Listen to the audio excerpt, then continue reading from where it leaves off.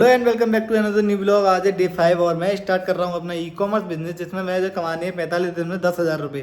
तो आज का ब्लॉग स्टार्ट करते हैं, आपको दिखाते हैं कैसे कैसे आपको क्या करना है। तो चलते हैं। मुझे कमाने हैं 45 दिन में 45 डेज में 10,000 रुपीज़, और उसका आज है डे 5। आप लोगों को जैसा पता ही होगा कि मैं एक ई कॉमर्स बिजनेस शुरू कर रहा हूँ, जिसमें मैंने अपनी ई कॉमर्स बिजनेस का नाम रखा है अपनी मार्केट। मैं बता दूँ कि मैंने अभी तक जीएसटी के लिए अप्लाई कर दिया है, और मेरा जीएसटी आ जाएगा 15 दिन में। 7 से 15 दिन का टाइम लगता है, वो आ जाएगा। और आप लोगों को बता दें कि मैंने अपनी मार्केट अपनी बिजनेस का नाम रखा है, और मैं किचन आइटम का काम करने वाला हूँ। पहले मैं स्टार्ट किचन आइटम से ही करूँगा, आगे जाके देखते हैं हम उसमें और क्या क्या लाते हैं। वो आपको आगे वाली वीडियोज़ में मिलता रहेगा, आगे वाले ब्लॉग्स में मिलता रहेगा।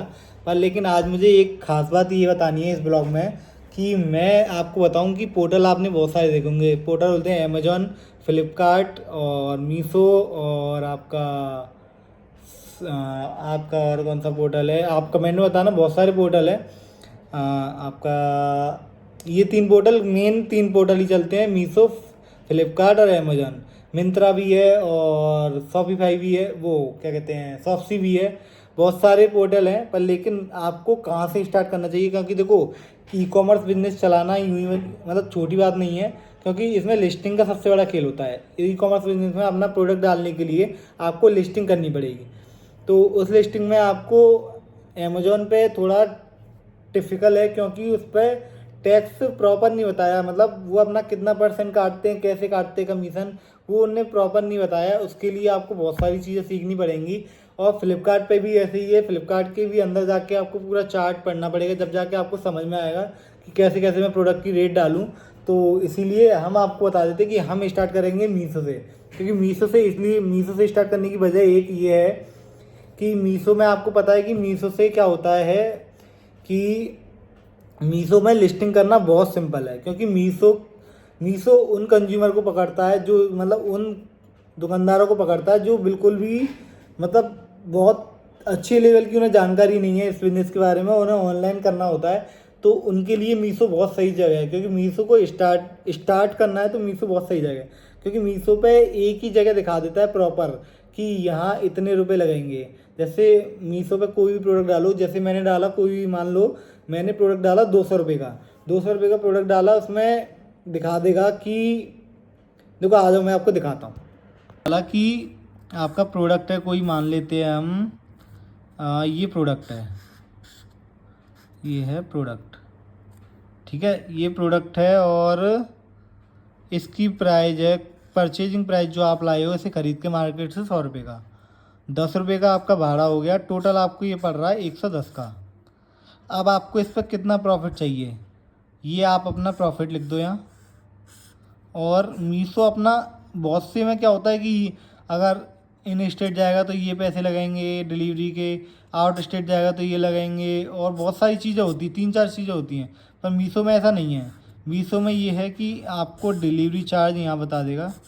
डिलीवरी चार्ज ज़्यादातर उनके प्रोडक्ट पर 99 का ज़्यादा चलता है, 99, 90, 60 बहुत चलता है उनके पे, 35 भी चलता है।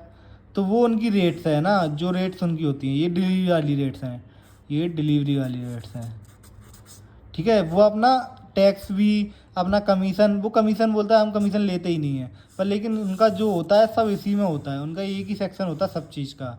वो अपना प्रॉपर दिखा देगी कि हमें 90 रुपीज़ चाहिए बस आपसे, और उसमें आप अपना टोटल लगा दो, आपको जितना भी डालना है वो रेट डाल दो। जैसे आपने माना 110 का प्रोडक्ट है, 80 रुपये मुझे चाहिए इस पर, नहीं मान लेते 90 रुपये मुझे चाहिए, 90, तो 110 और 90 कितने हो गए, 200, 200 और 90, 290। तो यहाँ आपको वहाँ शो प्राइस करेगा 290 है, ठीक है। आपको ऐसे वहाँ प्राइस वो करता है। जैसे कि मीशो पे मैं आपको एक और बता देता हूँ दोबारा से, आपको नहीं समझ में आया हो तो। जैसे ये है मीशो, मीशो से हम स्टार्ट करेंगे लिस्टिंग। जैसे आपका प्रोडक्ट है कोई 100 रुपये का, टोटल आपका 100 रुपये का पड़ा आपको, बहुत सिंपल लैंग्वेज में बता देता हूँ मैं आपको। और इसके बाद ये है मीशो का चार्ज, ये है मीशो का चार्ज। मीशो बोलता है कि मुझे 40 रुपये दे दो आप, डिलीवरी और सब कुछ, कमीशन वमीशन सब उसका इसी में होगा। उसके बाद आपने अपना प्रॉफिट डाला, आपने 100 रुपये का प्रोडक्ट खरीदा, 40 रुपये का आपने ये मीशो ने लगाए अपने, 50 रुपये आपने ले लिए इससे।